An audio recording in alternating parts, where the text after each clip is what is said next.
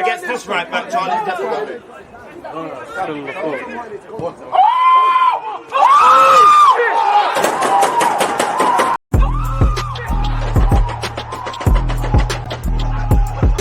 You always use that active when defending. I think it's like.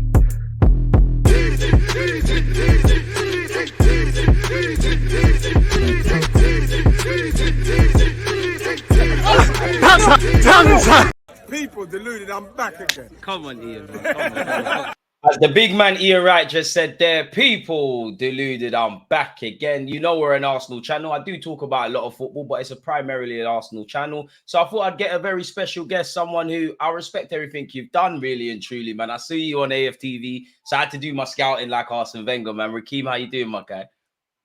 CJ, man, I'm good. Thanks for having me on. I've seen your channel around a few times, and yeah, here I am on the other side. I appreciate that, man. Obviously, you know, for those who don't know, tell us a bit about yourself, because again, you've had quite an interesting career or life, really. I've seen you've lived in Japan, you know, you've climbed mountains, you know, you've been in finance and boxing and all these things, man. And I'm a big fan of giving people their flowers, man. Who's on your research? I always do my research. Wenger settings, man. Okay, so what? A little bit about me. I'm from a sport background, boxing. I was a professional boxer. Was boxing for a couple of years, been involved in the media circuit for boxing up until real recently, covered quite a lot of the fights. Prior to that, yeah, I was living in Japan. I was out there for a year teaching English. So I've done quite a bit of traveling around. Even in the meantime, I've traveled to about 40 countries in my lifetime. Arsenal's just from a childhood thing. My dad got me the kit when I was about 5. And then from then, it's just been Arsenal. I actually work at the stadium. Since 2016, I've been working at the stadium. So most match days at the Emirates, I'm there in some capacity, so that's how I've kept going. Yeah, I was working in finance for a couple of years, but now I do bits of media in boxing, trying to do the football, and my work as a personal trainer at a gym. So very well rounded. I do quite a few things here. You do everything, man. And just based on like what I said, I saw you on AFTV, man. I think you should have your own YouTube channel, but I'm sure, you know, you've got everything covered. You kind of touched on it there, yeah? What got you into Arsenal? Like you mentioned your dad. I don't know. Are you a North Londoner? Like, where was the spark, man?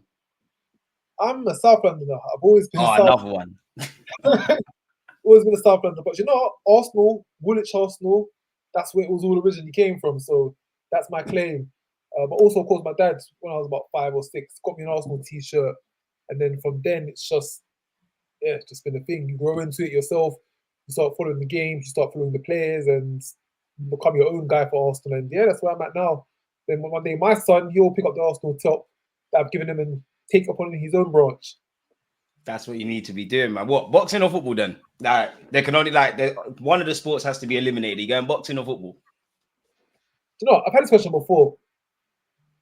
If Arsenal win the league, if Arsenal wins in the cup final, I will be there over any other boxing event.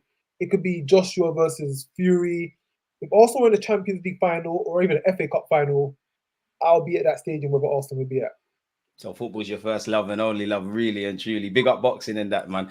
Listen, it's been a great chat and it's going to be a great chat. I don't know if I'm going to take the smile off your face or whatnot, but prior to the Crystal Palace game, how did you feel? How has it been? How have you felt as an Arsenal fan, man? Because we've had a rocky road. We're back to winning ways, which we're going to cover. But yeah, man, it's been a testing period for the club, bro. Boy, last 3 games, West Ham home, Fulham away, and Liverpool at home. I was at all 3 of those games. I went to the Fulham game away. And yeah, it's not been good. It's not been good. You know, Christmas Day, we were top of the league, singing praises. Yeah, it's going to be a great 2024. And before you know it, we was down to 4th place. No, it's not been great. All the frailties that we potentially felt could have happened at the beginning of the season, they all took place. Not having a guy up front, not having a key striker, having one set form of play. What happens when certain players depart and we lack depth in certain areas? They all kind of just showed their head in those 3 games. I'm glad they did. I'm glad they did at that point, because the transfer window's got another 9 or so days to be open. If we can make a change, we can make it now. We can do something. We can correct it. It's not too late. It's not like last year when it happened in April and it fell apart and there was literally nothing we could do but just hold on. Facts. We can do something now. We can do something about it. And hopefully, in the next 9 days, we get some news.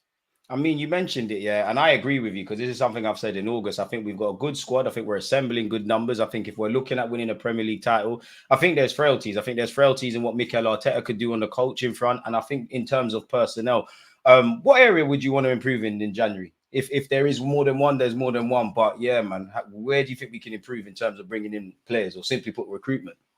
I think the obvious one's striker. Obvious one's striker. Last year, we had about 6 players who had 10 goals listed in their name. Xhaka, Martinelli, Saka, Odegaard, Jesus. 6 players. That's great. The goals were all around it. We shared it throughout the team. And coming into this season, I was even saying, we don't need a striker. It worked last season. It worked. We don't need to change it up. We've now had games where it's evidently and clearly not working in some scenarios, and we need someone to break them. So that's where I'd say, yeah, bring in the striker, bring in the 9 who's going to stay up front and focus on getting goals. Of course, we've got Nketiah, we've got Jesus, but someone who's clinical. Someone, not disrespect to them guys, because Jesus does a lot around the pitch. You'll see him in centre mid, you'll see him tracking back to right back.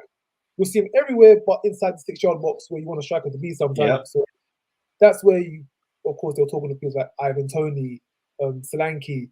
There's guys that are proven in the Prem that will score those extra 15 goals a season, just so when our build-up play isn't working, just so we got someone there. Look at the game against Liverpool, FA Cup. 2 weeks that ago. First 15 minutes, we should have been 3-4 up, if I'm honest. How many chances are we just going to squander? How many chances are we going to miss? We could have put that game to bed in the first half. But of course, Liverpool, they come alive in the 80th minute and they done the Liverpool done. And when it got a bit later on, they just closed the game off. That was awful. Fulham, for example, we just didn't make chances. I was there. It was terrible. First 5 minutes, Saka scores, brilliant. One of the worst games of the season, in my opinion. That and West Ham in the League Cup, if I'm honest. Like, there was really no positives from those 2 games for me. League Cup, I can take. Okay, fair enough. Not putting out the first team, not too bothered. Okay, we can take that. But Fulham, no, that was terrible. This is the league. There is absolutely no excuse for that. Especially last season, we went there. Trossard got a hat-trick of assists in the first half, and the game was done. It was balling last year, man. That was only 6 months ago. It was in 2023 last year, second half, and 6 months later we're doing that. So yeah, strikers needed. I would like to also think maybe get another winger in. Amen. Saka, I don't know. I think it was the hairstyle. When he dyed his hair gold, there was just nothing coming. I like you know, because it's the same thing I'm saying. Like, he forgot his roots still. He dyed the hair, and it just went off. You got excited. Martinelli as well. Of course, up until about 48 hours ago, Martinelli was, I think he lost himself. He found his shooting boots in Dubai training camp. And Big Gabby as well, to be honest. If he's showing them man how to do it, really. You're right, man. Listen, forget strikers. Put Big Gabby up front, centre forward. That's the solution right there. That's it. Put the centre back. Oh, man. So, yeah, well, I agree with you. I think we need a striker, man. I really do think we need a striker. I'm a bit pessimistic as to bringing one in January. So, I don't know for the Ottoman links, the Vlahovic's. Ivan Toney seems to be the one. He wouldn't be my first choice. But I do think with Ivan Toney, he polarizes opinions. There's some people that just don't rate him at all. And there's some people that probably rate him a bit too much. Now, for me, he's English. He's Premier League proven. He's got that, like, healthy chip on his shoulder. I think he's everything I want to see in a player. Obviously, he scores goals. He gives us another dynamic because he can be a target man and he can link up play. And obviously, to us normal football fans, where you look at football in this day and age, there isn't too many household strikers worldwide that you could say, yeah, they'll be for my club. And I think he's attainable in that he's got 18 months left to run on his deal. I'm pretty sure with your line of work, you see every potential platform that gives him an opportunity to speak. I wouldn't say he's disrespectful to Brentford, but he's making it known that, listen, I kind of want to play for a top club. Do you think Ivan Toney's the answer? At this point of time, I think we all know it makes the most sense. It does go down well with Ivan Toney because, like I said, Premier League proven. At this point, we don't need a guy that's going to come in and need a couple of months to find his foot in the Premier League, to find the pace. We need a guy that come in straight away, just get goals. Look at him on the weekend. Yeah, he was doing a bit of messing around with the lines and everything, but yeah, he knows how to. I like that. He's a villain. He knows how to find loopholes around. Facts. Well, he knows how to find loopholes around things. He knows how to score in the Premier League, which at the end of the day is what you need. Last season, or around this time last year, we signed Trossard. And at that point, a lot of us were confused, thinking, why are we signing this guy from Brighton? What's he going to bring to the team? Turned out to be one of the best January signs we ever had, because this guy, he already knew how to play in the Premier League. He just needed a bigger platform to kind of stage himself on. And look what he's been doing. Assists, goals, clubs. Yeah, he's been a great player for the squad. Kind of like Declan Rice, but we all knew with Declan Rice what it was before we signed him. He was going to be a game changer.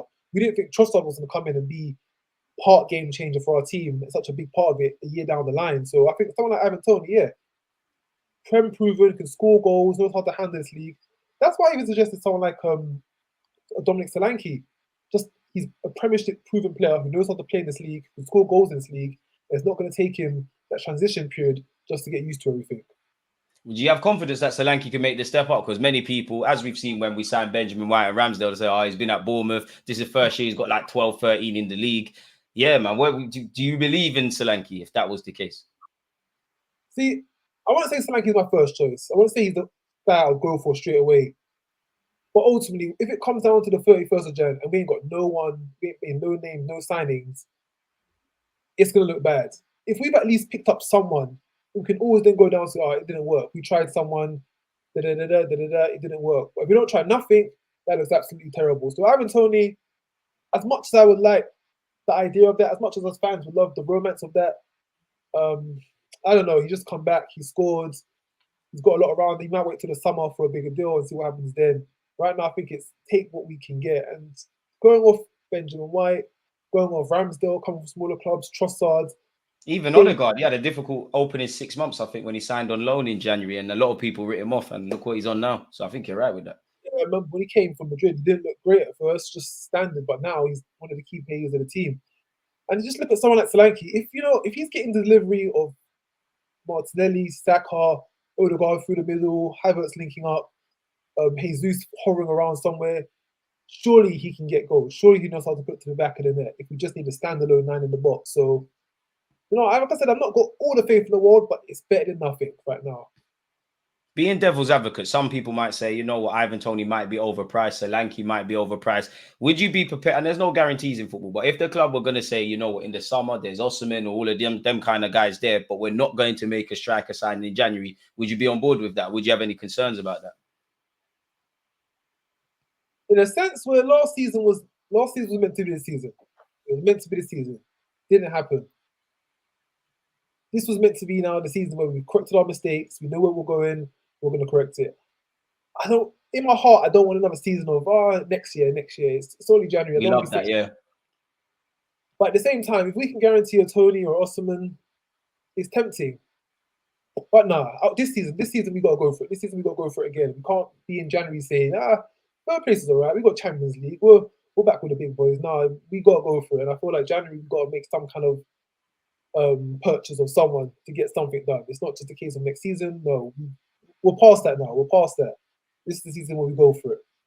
I think you're bang on the money where you talk about a striker and a wide man. I think, well, like you said, up until the Crystal Palace game, where Martinelli's concerned, definitely Bukayo Saka. There's a case of if there was a winger that potentially Mikel Arteta trusted a bit more and he would be more prepared to share the minutes, then they might have played. As you said, and everyone can see, we need a striker. We're not going to get to the promised land without these players chipping in and kind of doing what they did last year, but we need a forward. How do you feel about midfield? Because obviously Thomas Partey is a quality player, but he comes with a lot of baggage. Declan Rice is quality. I think Jorginho, calling him hit and miss is harsh because I do like the guy, but I do think, it is quite hit and miss. He's not someone that I think is going to put in a certain level of performance over 38 games. El Nene's a good guy, but he's past his sell-by date. Beyond that, we're left wanting a bit more in midfield. Obviously, we're going to get onto it, but you've got Mr. Kai Havertz.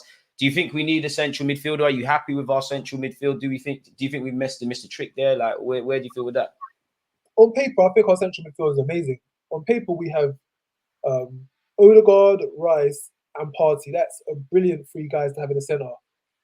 The reality of it is that it's not working out in that Partey has been injured for the best part of the season. Last season, we had Xhaka and Partey. They've done tremendous. And it's pretty much like we've lost both of them because Xhaka's, of course, gone to Leverkusen. Partey's been out for 90% of the season. So those 2 have now gone, and now we've just got Rice in there. Rice and Odegaard, they work well. Havertz, I'll give him his flowers. He's been hit and miss. He's done good as of recently, but he has been hit and miss. We could maybe do someone who brings a bit more to it.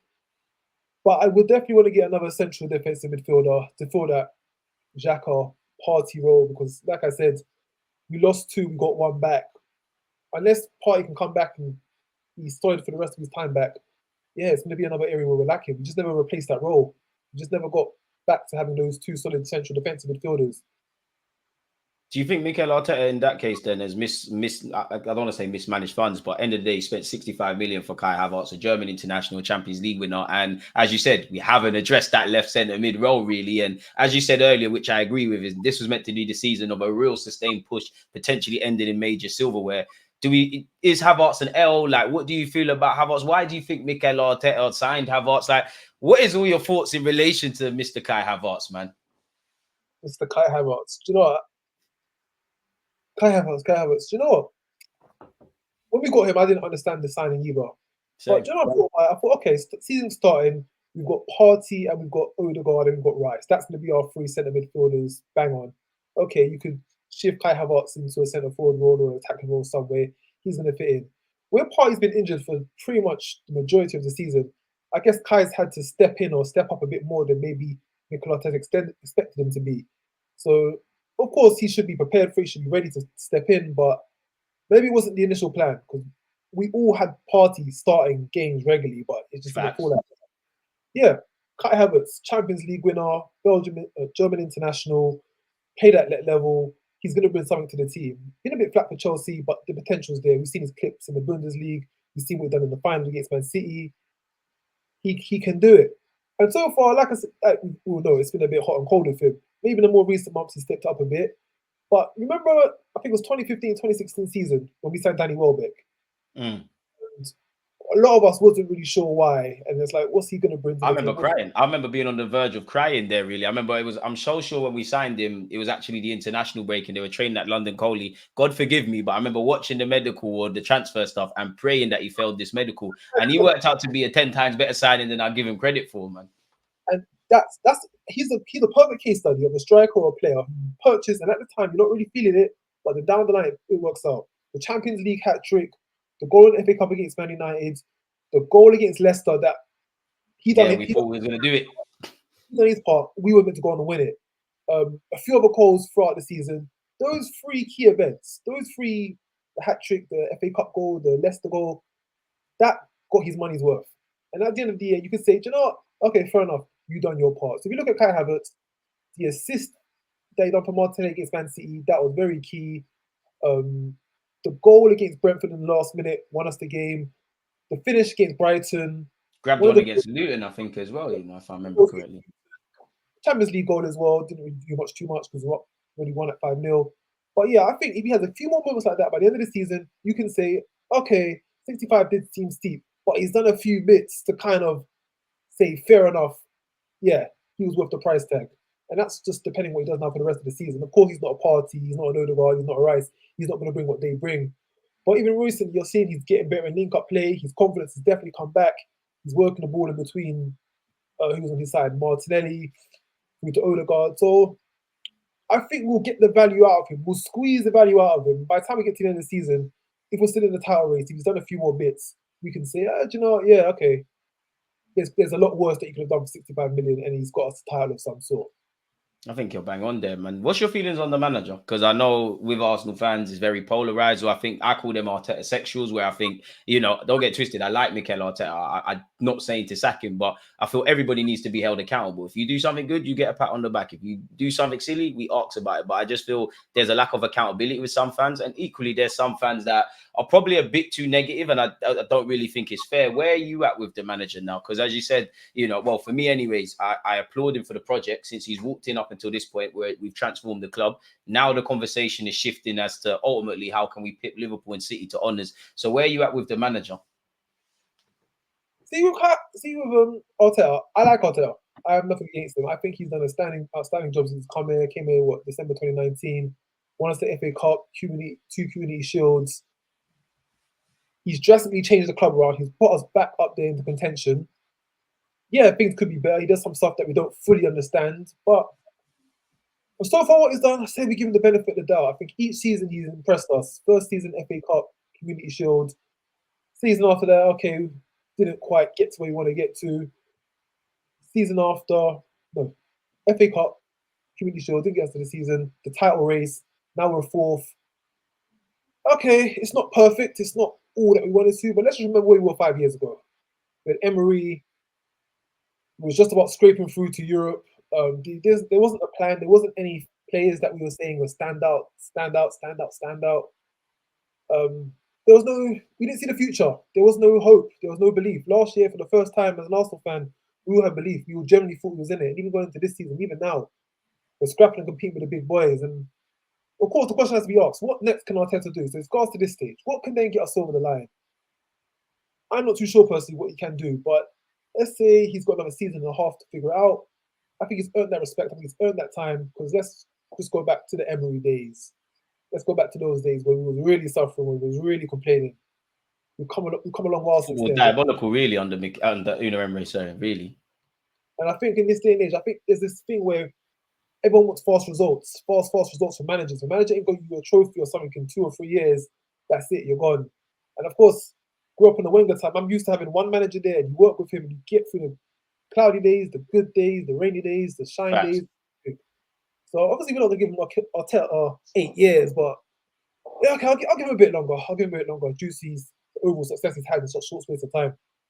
So say we get to May, do you have a conversation about the manager? Like, do you have a conversation about sacking him? Do you have a conversation about maybe there's another direction? Do you have a conversation about, while I don't want to talk about next season, it's like next season, the gloves are off, you know, because obviously with your boxing stuff, the gloves are off. You have to achieve something significant, or we need to go away, because I do think he'll get a new contract. But to play devil's advocate, he's contracted until 2025. One thing I do think about Arteta, regardless of Arsenal, is that he's already a good manager, but I think he will be a great manager. The only issue I have with this project with Mikel Arteta, I think we've been embarrassing ourselves in Europe. I think he's been a bit naive and created his own problems. And I also feel in that, as I said, he's a young manager. I know he's not going to be at the club for like doing the Ferguson thing or the Wenger thing. I don't want him to make these mistakes in vain. I don't want him to learn all of what he needs to learn at this football club, go elsewhere, be in similar scenarios and be like, oh, right, I did that at Arsenal, it didn't work, I want to do anything else. And then we haven't really ultimately fulfilled the potential of the manager, really and truly, man. So we get to May, we ain't won nothing significant. Where are you at with the manager? Of course, I'm asking a difficult question. We'll get to May. Okay, do you know what? Let's see what we've done in May. Where are we finished in the Champions League? Where have we finished in the league? Say, for example, we have a close title running and we come second. Is much better than just scraping fourth, just coming fourth or third. We title run to the ends, we get to the Champions League final, come up short. I guess it's just it just depends on the style that you finish. Say we lose in the next round of Porto. Say we then come fourth in the league. Then it's like, yeah, okay, we now need to start looking at another direction, because you have come up short, very short on both accounts. Say he gets to the Champions League final, and then we come second in the league. Then it's like, okay, you've used what you've had, you've gave it a go. It wasn't far off. It wasn't what we wanted, but you know what? Next time it could be the better result that we wanted to. So we will have to give you that benefit of doubt. But yeah, it has to be those close calls. If it's not a close call, then we've got to start to really thinking. We've got to really, really start thinking what we do next. How much do you believe that we could win the Prem or the Champs? You know, last year, the heart of hearts. Last year I had all the belief in the world. We went to Christmas with like 6 points clear, game in hand. It was looking good. We was top for like 200 odd days, man. Don't remind me. Beat Man United at home, beat Chelsea at home, Liverpool at home. We beat all the big boys, and there was nothing to worry about. And it crumbled. You're right. So last year I was much more confident. This year, of course, City are above us. Liverpool are looking pretty good. They're without Endo and Salah, and they're still seeming to put out results. So we'll see. I'd like to be the optimistic one and say, yeah, we're definitely going to win it. We've got a chance of winning it, but we need them to drop points. Losing Fulham, we fought Fulham twice this season already, home and away. 1 point. 1 point from disgraceful, if I'm honest. That, in the manner of how we've lost those points as well, because in the Prem anything can happen. But I think at the Emirates we came back from behind after a bit of a mad thing at the start of the game. We got back in it. Obviously they got off corner late on and messed us up. I think we started well against Fulham away from home, and then it just went down the toilet. And yeah, as you said, man, like just dropped down points really there. 1 point in 6 from Fulham. When you're looking at the season at the end of the season, when you're looking back at your games and you're looking where you went wrong, 1 point from 6 against Fulham is diabolical.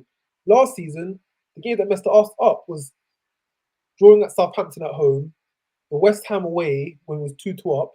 Anfield, okay, I can take Anfield's away 2-2 despite being up. But it was the context of how it started and how it ended at Anfield, man. It's just madness. It's annoying, but I can take that. I can take that. Yeah, you're right. Losing to Everton away. That was a terrible performance. Forest. So those Man City, that's it. Man City getting battered by Man City home and away. Come on, man. We got to take at least something. You got to get something off your title rivals, you know. And I want Arsenal to get into that scenario where one day, obviously, when we beat City at the Emirates, they've had our number for years. You know, I'll pat my boys on the back. That's the result of the season because we've shown that, okay, we can get over a mental block as well as beating them. And at the end of the day, you know, I would have loved to have won at Anfield. We did take the lead and drop points. But as you said, you know, Anfield's a difficult place. We move. I kind of want to get into that scenario as an Arsenal fan. Like, you look at Liverpool or City. If Liverpool beat City or City beat Liverpool, it's not really a shocker, innit? It is where it is that they're both big boys. That's where I want to see us go. And if I'm honest with you, I've not really been happy with us in the big games. As I said, you know, we beat United, we beat City, got a point off Liverpool. That's cool. But like, I don't think we've been as good as we could have done in the bigger games versus last season. And obviously we've dropped points, as you alluded to last year. But I think the one thing I'll give us last year, on top of being good in the big games, the games we needed to win, whether we were good or not, we was maneuvering. Now, obviously, last season isn't this year, but we're getting into that realm now where I think, honestly, it comes down to fine margins. That's how you win a league title. And I think it's about maximizing our resources with every penny we spend in terms of incomings and everything we do on the training ground. Because one positive but negative I personally see with our team is we make things harder for ourselves. I don't think there's been too many times, if any, we've been outplayed and outfought and all that jazz this season. Fulham away, I will give it to them. We were horrible. The League Cup against West Ham, I'll get 100%. I think we were better than Newcastle. I think we were better than Aston Villa. I think we were better than Spurs. But ultimately, Newcastle, Aston Villa, there's defo West Ham,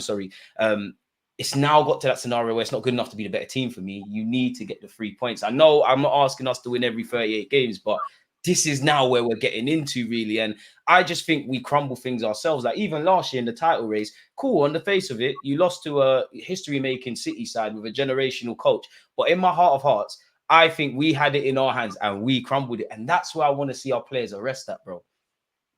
We did crumble it. Like last year, where we had that margin of points, Everton away, West Ham away, Forest and Southampton at home. Oh, even the Forest one, you're right. Even forgot about that. We got them next. Oh, Lord.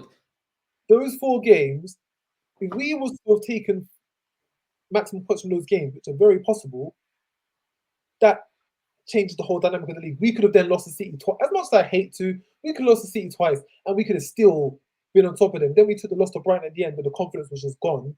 Yeah, we were done by then, man. By the time the last 4 games come, it's like, yeah, we're still 6 points. We're still 6 points clear. We're still ahead of them. We've got the momentum. We've got an easier run of games to go. We can do this, but it's like you said, the resources. We're not making the most of the resources at those points of time. There's no point beating City at home and losing to Fulham away and dropping points at Fulham. It's like it's one step forward, 10 steps back, and then 10 steps forward, and then you're right.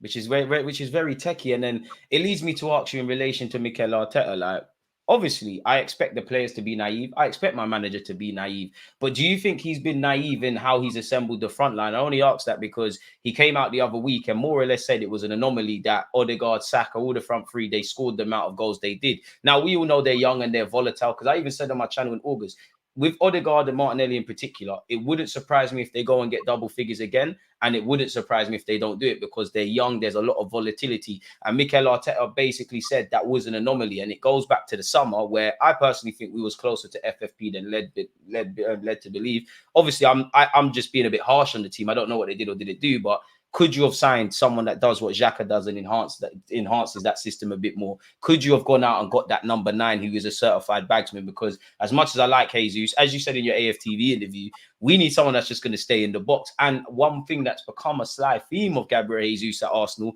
is he picks up a bit of knocks. So do you think Mikel's been a bit naive with how he's assembled that? Because ultimately goals win games, goals get you points. No, I do think he's been a bit naive in that sense, in that we've had a system or we've had a structure that's worked. And he's just kind of rid on that system. Just, oh yeah, this is going to keep working 5 games down the line, 20 games down the line, hopefully 38 games down the line. No one knew that Saka was going to score that, Martinez scored that many goals, Saka and Odegaard. We didn't expect that. They all have their roles as wingers, central, attacking midfielders. You did expect the goals to be coming from them. Warwick's just worked so well. I feel like he just kind of rode on that. But at the same time, we can still add to that. We can still get the backups. We can still get the replacements. We can still get the guy up front who's going to score goals, who's going to be a bit more of a reliable key there. Yeah, so just talking to central midfield again, we all expected Partey to be here. So not buying another central midfielder, I get it. We got Rice. That was the big hoorah, the big celebration. That was going to be the game changer right there and then. Partey and Rice in the centre. But unfortunately, Partey's no-show. So there's not much can be done about that. And now that Partey's back in training, he's back with the team again. Hopefully he stays fit, man. Yeah, but we've been, again, even on the topic of being naive, like we've seen this movie before. Like, I hope I'm wrong, but we've seen this Partey movie. Are you going to get back and stay fit? And when you're fit, such is life, other man might get injured as well. Such is life. So I'm not sure, man. In this window, is it feasible or does it make sense to buy another central defensive midfielder? Because then let's say Partey does make the recovery, does stay fit.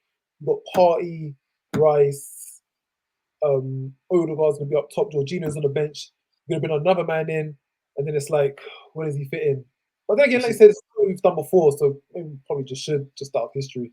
It's a techie one because for me, I've been so passionate about central midfield, and I know it's not the same. But last time I checked, Edu and Arteta, you were central midfielders, right? So this should be the one area for me that should be sorted. I think whatever people say about Jesus and Ketia, Saka, Trossard, Martinelli, all them guys in the front line, and whatever people say about our defenders, I think, and again, I hate to say it, but when everybody's fit, if everybody's fit, we've got some decent options in the defensive and mid and the defensive and forward third.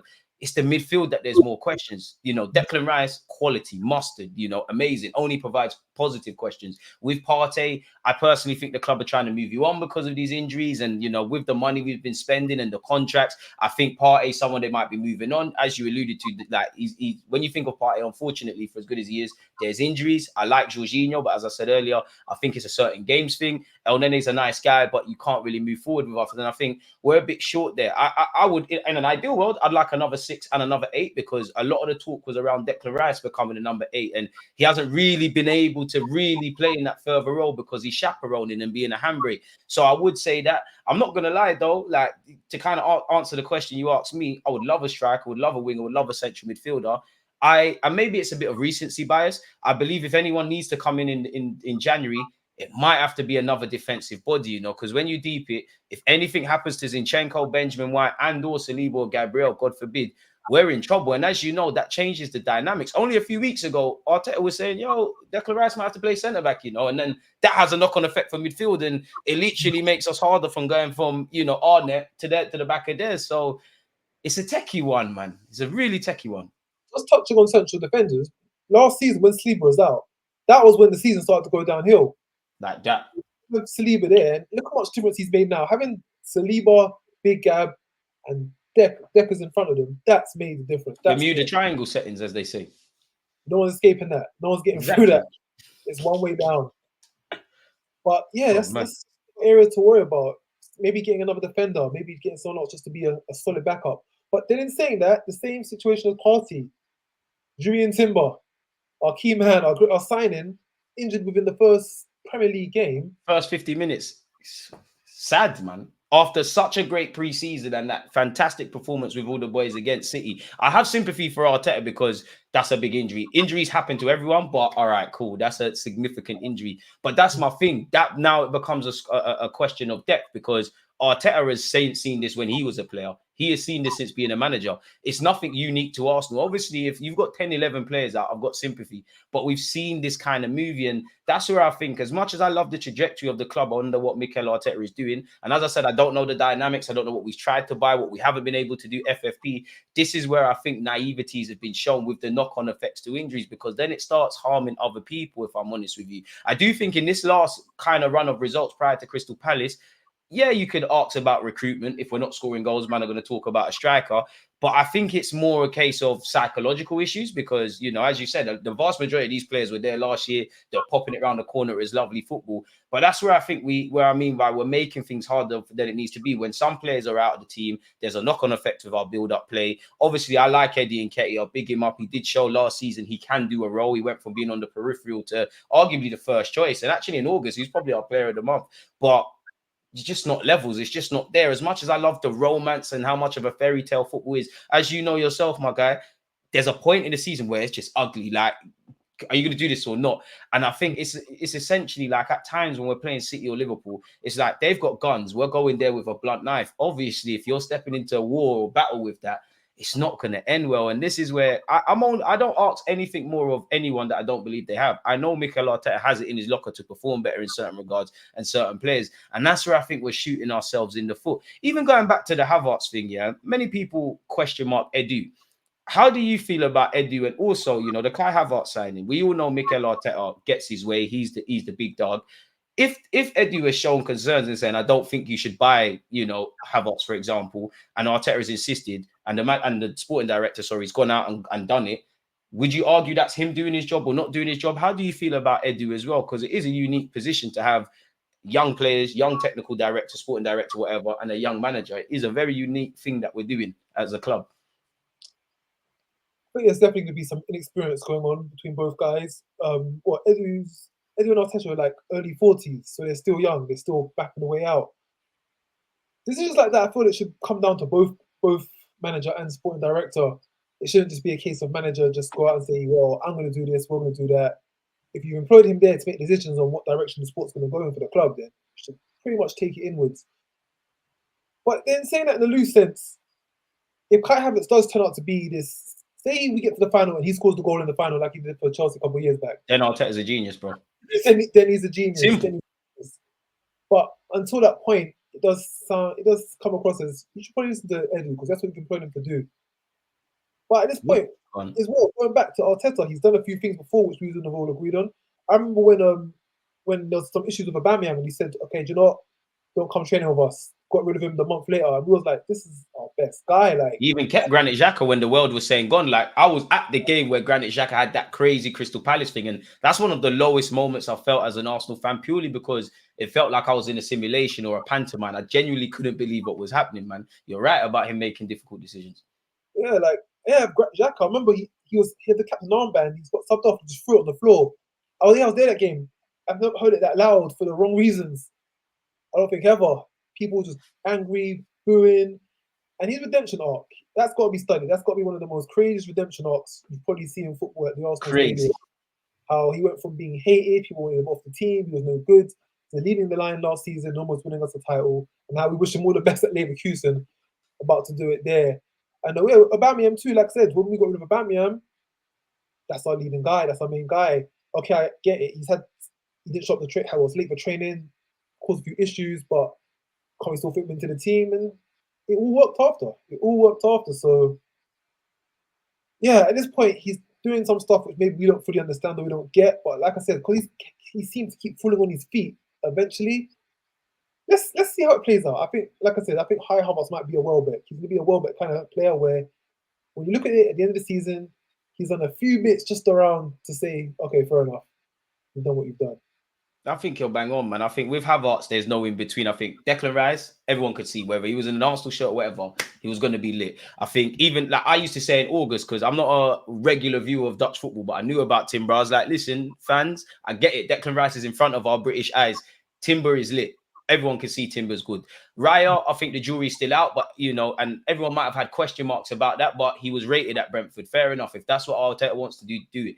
Havertz, I think, is polarizing it. You're either a genius or an idiot. So I agree with you. Hopefully he shows his versatility, and I do think he's been finding his feet. Personally, I think I'm at the stage with Kai Havertz now where I just need a bit more, man. I just need you to be a bit like Granit Xhaka, where you want the ball, you're trying to dictate the tempo. But if that is not you and you don't have that in your locker, then you didn't buy yourself in it. You didn't buy yourself to replace it. So again, I have to relate it to the manager that I rate very highly. So we're gonna really have to see where it goes, man. And that's the thing. It's always like our club. It gives you a little bits and pieces to get optimistic about. And then in fact, better yet, it's like we always love one piece that's unfinished to the puzzle. So we're literally gonna have to see. We've been touching indirectly on defensive stuff or the defensive third. Where are you at with David Raya versus Ramsdale? Do you think Ramsdale's been done dirty? Do you think he can still get his place back, or do you think somewhere he's gone?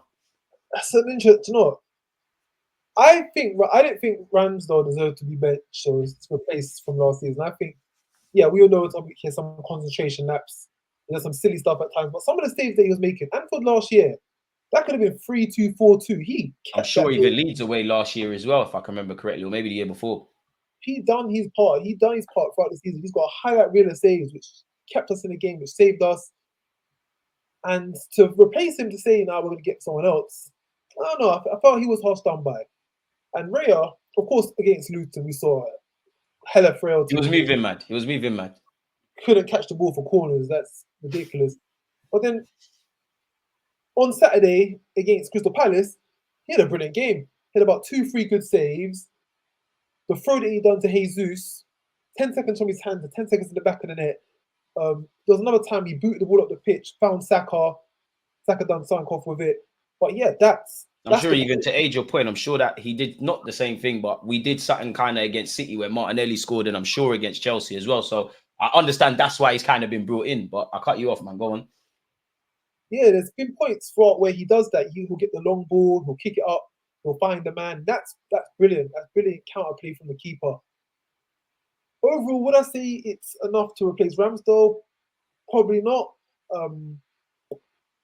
But we'll see. We'll see. He's not done terribly. He's done a few little things here and there, but so did Ramsdale. So again, one of those things that Arteta does, you don't see the reasoning for it, you don't understand it at the time, but let's see down the line. Oh yeah, he saved the penalty against West Ham the other week. Yeah, I mean Ramsdale can't say he saved the penalty in an Arsenal shirt. Sorry, Ramsdale, but it's got to be said. You see Ramsdale in the shootouts. Great shot stopper.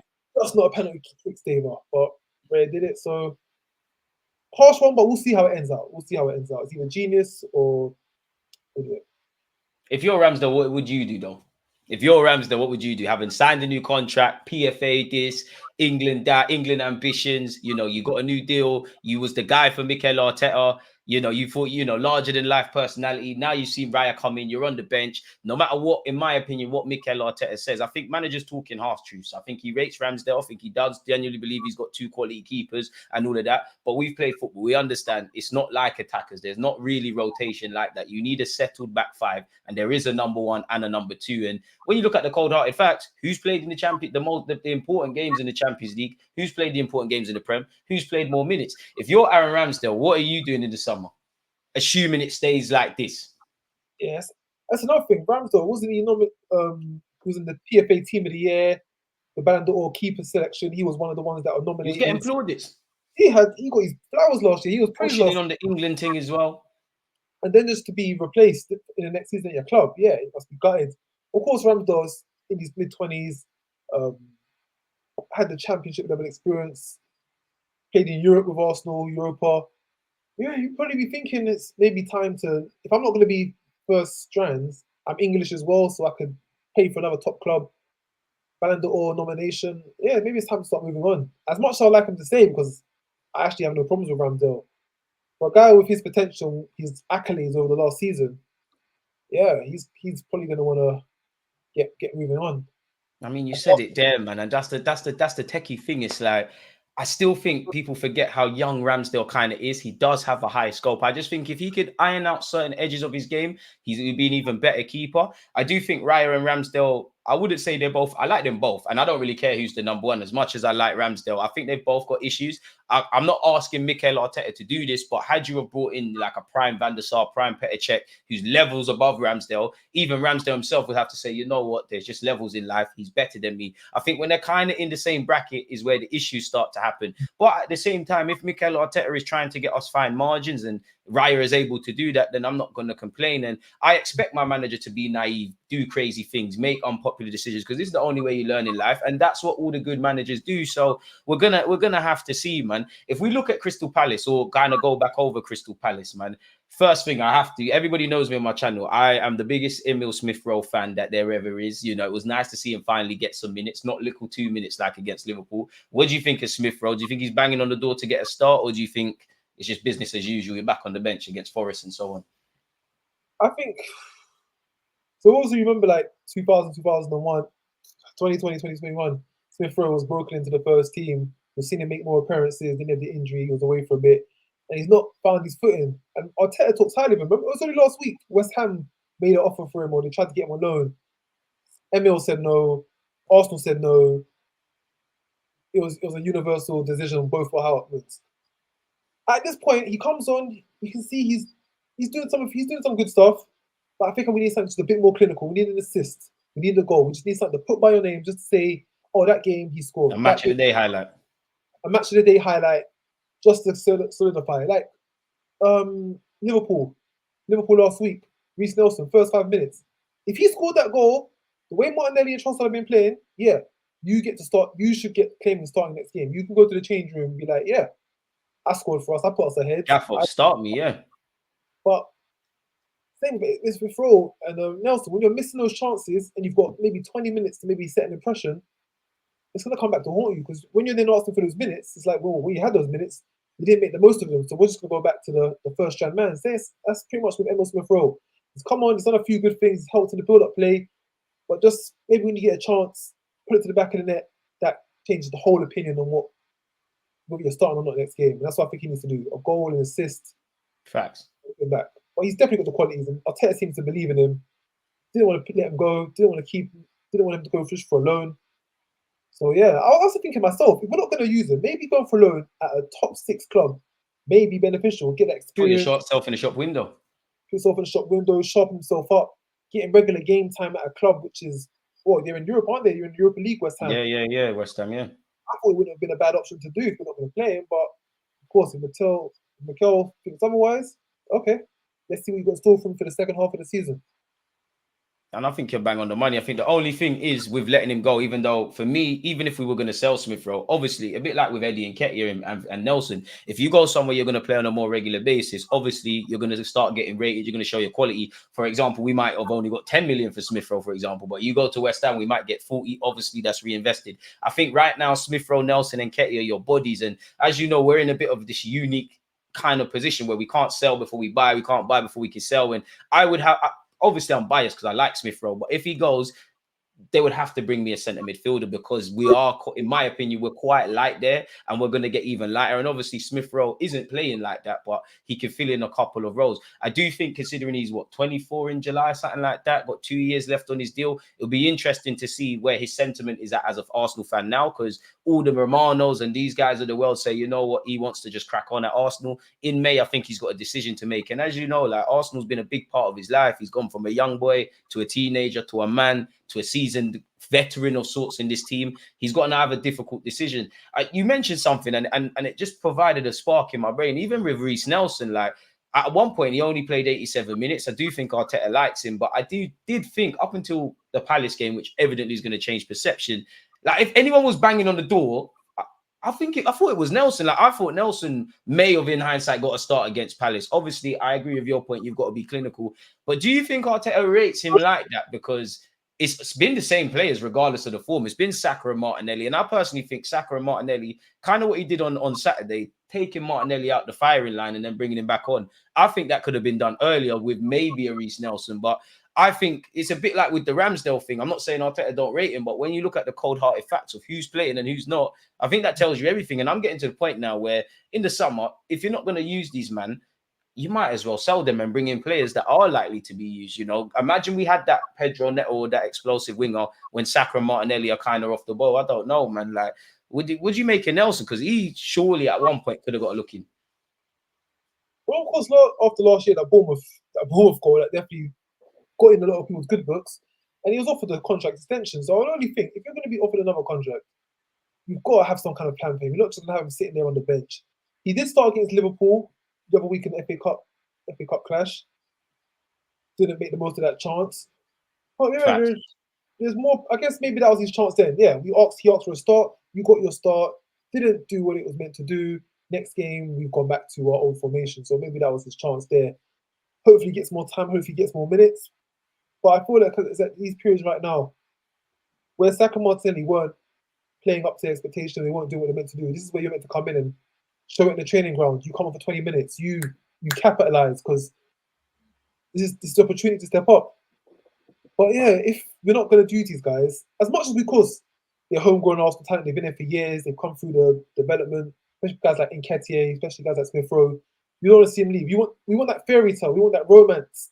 Facts. And I'm still a victim of that. You're bang on the money, man. That Hey Len stuff. Like I find it hard to see I know he's technically homegrown, but he's not Arsenal. But I feel that about Ramsdale as well. I feel that about Smith Rowe. It's like Smith Rowe, indirectly Martinelli as well, but Saka and Smith Rowe, when the team was in the trenches, you, man, helped grow the seeds to get out to plant these trees to where we are now. So I just want to see them enjoy the fruits of their labor.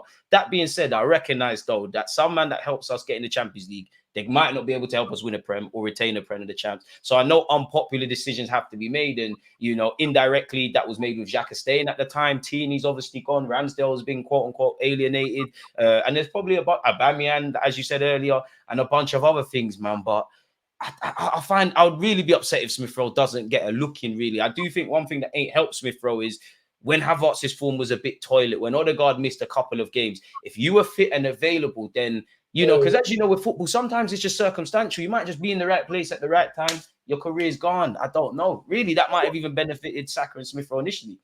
Like I said, the best availability is availability. Just being around at the right time, just slotting in.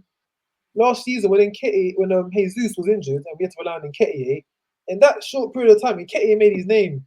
Scored in FA Cup against Oxford. Scored those 2 goals against Manchester A new United. contract himself? Oh, no, that was the year before. But still. But that solidified his name as, okay, so he's the Nketiah replacement. He's going to be the guy that steps up and plays when there ain't nobody else to play. And that's what I feel like these guys need to do. When they've got that short window, well, Smith Rowe was injured, they couldn't do it. But when you got that window where Odegaard's about out and Havertz isn't playing in form, that short window, have like a good couple games, and that's it. You're just there Lock to it down. So, yeah, you lock it in. But unfortunately, yeah, injuries can't present injuries. It's harsh, man. It's harsh, man. It really is. And I think, you know what, the only thing I would say in Smith Rowe, Nketiah, and Nelson's defense is that, and even Ramsdale, obviously, I think we have to register these players. So I don't think all the English guys can leave. I would be sitting there in May if I was any of these players. More, less so Ramsdale, but Smith Rowe, Nelson, and Nketiah. In fact, probably Smith Rowe and Nelson a bit more because, if anything, Nketiah is probably higher in the rankings, really, because he's genuinely a genuine option, really. So I'd be asking myself, like, as much as I like Arsenal, the manager likes me, I'm comfortable. Am I going to play 10 games in a row? Am I genuine contention? This has been a big part of my life. But to grow as a man and as a footballer, do I need to do a bit what Balogun did, for example? Rightly or wrongly, you know, he said, all right, manager, you're saying something I don't really want to hear. I've got a taste of first-team football at Monaco. I'm going to go and do my thing. So I think that's a genuine decision. And I think from a business point of view, I hate to refer to them as assets, but indirectly they're assets. So are we maximizing Smith Rowe, Nelson, and Nketiah? My last question for you is actually in relation to a Haylender. I forgot his name for a sec, Bukayo Saka. What do you make of his form, and do you think he's going to get back with it? Because I don't want to be concerning, but we got 5 goals against Palace, bro, and it annoys me that, you know, Saka didn't get a goal or an assist. He's a quality player, though. Saka had a big season last season. Before last season, okay, so from what 2020, 2021, he was on a come up. Last season was his big season. Announced himself, goals, assists. He's up there. This season, he's taking his foot off the gas a bit. Same as Martinelli, they both have. I would like to think he's still just finding himself, still finding that stride again. Hopefully, with the players around him that can support him, he can come into the element again. I wouldn't like to think that was a one-season wonder. I wouldn't like to think that was just a fluke. You can't do it at that level for that consistently of a season and just it be a mistake. Decisive games as well, man. Even for England, he's like man of the match in it, scoring, playing the full 90 plus extra time. So I still think it's his locker. Maybe just a bit of burnout. Maybe just hit a plateau for a short period of his career. But the thing is, we say that against Fulham. Against Fulham, he scored. Against one of the games before that, I think he got the assists. Yeah, there was a period where he was kind of playing like this, but he's getting the goals and assists or decisive actions. And to be fair, that is a sign of being a good player, doing that when you're not at your best, if I'm honest. So you're right. Yeah, like I can't remember what game was, but yeah, he got an assist. So even though he's not at his best, even though he's not shining a 9-star performance, he's still doing bits and pieces here and there to carry the team through. And you know, that's why it's good to have a good quality of depth in the team. Because on Saturday against Palace, yeah, he didn't score or assist any of the goals, but we still scored 5 goals. So that just goes to show we don't need to rely on him, and that's good. Because I think sometimes last season towards the end of the year, everyone's looking to Saka to make a difference at the end of the day.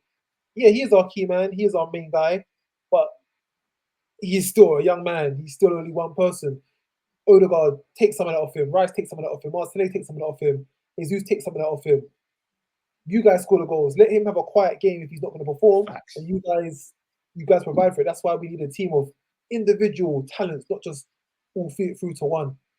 And yeah, I'm glad on Saturday he was able to have the pressure of his back. Have the pressure of his back. Of course, I want to see him being the front man again, but we've got other guys that can take it. Martinelli came on within like a minute and a half, scored like 2 goals. Literally, we were all celebrating the first one before he, put in the second and that. Yeah, man. Who did the corners? Was it Rice? Rice.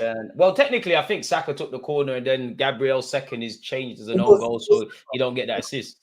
You know, I'll give it to Saka, man. Yeah, he had an assist. Even with a Same quiet way game, I give Gabriel the brace, man. Like, I ain't listening to the Premier League, man. The streets know who did what, man. I was like, Gabriel goal at Saka's assist. So yeah, even there, we call it a quiet game. He still surely got on the score or got on the listing as an assist. So yeah, but yeah, he'll come back stronger. He'll come back with more. I don't think he's finished as a player. He's still got a very, very high ceiling. The thing is, look at Saka right now. In his early 20s, he's already getting compared to the likes of Mo Salah. Mo Salah's been in the Premiership for like the last 7 years. And he's a big man. He's bordering on 30. Well, in fact, he's over 30 years of age. Mo Salah is a seasoned veteran. Saka is, I'm not trying to be condescending, but a kid. And I do think ultimately Saka is dying by the high standards he set. And I think because he's done so well and become such a key player and the poster boy for club and country, we forget in many situations this isn't normal. Like, obviously Saka can't be held accountable for the players around him, same way someone like Phil Foden can't. But if Phil Foden was playing week in, week out for City and they were living or dying by if he performs or not, they might look at it a bit differently. I'm not belittling Foden, but he's surrounded by quality, which a good team will do. I definitely agree with the Salah scenario because we're looking at him to do Mo Salah stuff. Now, don't get twisted, Saka, you've got more in your locker. You're a quality player. But as you said, ease the burden on these young and volatile players. That's where I think you made an excellent point earlier where a wide man would be beneficial. And I personally think Mikel Arteta, obviously we brought in Trossard, but I think the profile of winger, I think we've not been able to get that because we've tried for Pedro Neto, we've tried for, I wouldn't say Rafinha's necessarily explosive, but quote unquote explosive. It didn't work out for Mudryk, but we all know that pursuit. So I do think if Mikel Arteta and when the club kind of gets someone like that, I think we'll be all right in that regards. I like Nelson. I think in hindsight now, Nelson stayed because we're trying to protect resale value because he's happy, quote unquote, in this role. Obviously, I think he wants to play more. And I think in the summer, we probably knew we was closer to FFP than led to belief for fans. So I think that was kind of a business decision. And that's where I want, like, if we're in this scenario this time next year where we hit a blip with these players, someone else can come and share the mental piece because I would like what we saw with Martinelli on the weekend. I'd like that to be for Saka. Come on, come on the bench, recharge mentally, come on when the game stretch, score your 1-2 goals. And as you know, goals are infectious. Martinelli ain't scored since probably City. Now he's got 2, and it wouldn't surprise me if he bags against Forest and he starts to scumbag some numbers. So I'm not too sure. In fact, my last question for you, because you mentioned that you work at the stadium, yeah. A lot of fans have been speaking about the atmosphere and it's not what it used to be last year. As someone that's literally on the ground, what do you make of it? So yeah, for what? My first game was 2016 January the 16th against Chelsea. We lost that game. So from then up until, of course, now I've been at pretty much most of the home games. Last year, yeah, it was different. It was the most atmosphere that I've ever felt. We've heard there was a genuine buzz and feeling around the crowd. The cheers were different. The atmosphere was different. Everyone was just buzzing. It was songs and that now, North London forever and that. Meant to be. This year, we started off with that. And let's be real, it was going up until pretty much December. Of course, in the last 2 games, the moods died down a bit. But generally, it's still pretty good. It's still pretty good compared to where we are in the season. Of course, when you're in the final quarter of the season, and it's like we're like 10 games away from possibly doing it. Everyone's always on a high. We start off this year, beat City in the Community Shield. Everyone's confident. Everyone's happy. Yeah, it's been how it should be. It's been pretty much how it should be. It's not expected to. Of course, it's not going to be the last quarter of the season. People are appropriate to how they're meant to be. And I think you're right, man. I think it's a two-way street with the atmosphere. I think fans will always make as much noise as they can, but I do think, players have to make the fans want to make noise and stuff. If the players looking nervous, naturally the fans are looking nervous, and vice versa. And obviously there's times where the fans might be nervous, the players got to give us confidence, or the players are lacking in confidence and the fans got to. But generally, as someone that's been at the Emirates, I don't quite sign up to that notion, especially in the Champions League. The Champions League nights are crazy. I'm not gonna lie. Obviously, where I've been sitting in the boxes right next to the away fans, they tend to be a bit noisier than our fans, but we've never been the most noisiest. So it is what it is, man. Hey, Rakeem, man, let people know where they can find you. This has been a fantastic chat, man. Let people know where they can find you on your socials, if anything. All of it will be in the description, people, of this video. So don't be lazy, click the links. So yeah, man, where can we find you? Where we can hear about your thoughts on everything? Find me on Instagram, Rack Story. You can find me on Twitter, Rack Story. Facebook, if people still use that, Rakeem Noble. And yeah, find me at the Arsenal games. I'm at most of them. Drop me a message, see me around. Yeah, man. So there you have it, people, man. Show Rack some love. Make sure you're following him on his socials. The man talks about football, boxing, and I'm sure a bunch of other stuff. By the time this video comes out, it'll be all of his information. So it'll be in the YouTube description. Don't be lazy. Support the Gunners. And yeah, man, Rax, this has been amazing, man. I've enjoyed hearing your thoughts. I've got all the time in the world for logical Arsenal fans that speak sense. So yeah, I'm sure we'll do this again, man. So yeah, people, like, comment, subscribe. We're out, man. Peace.